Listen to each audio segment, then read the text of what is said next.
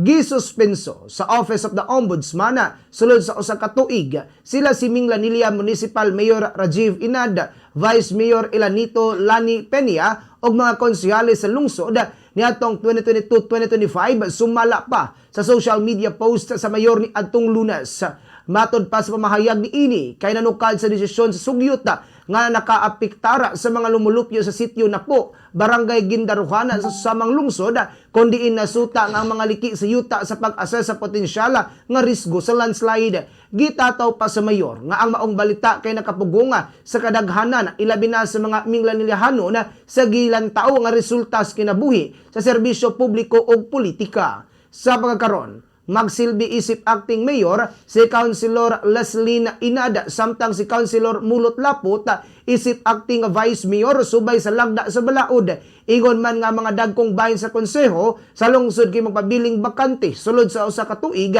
ilang serbisyuhan ang suspensyon na kahinumduman nga niadtong tuig 2024 kay gipasakaan og kasong administratibo ang mga opisyal unod sa kalapasan sa Anti-Graft and Corrupt Practices Act RA 3019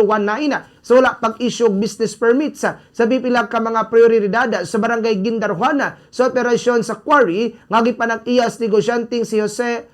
Lapitan nga milansar atong 2022 batok kang Inada.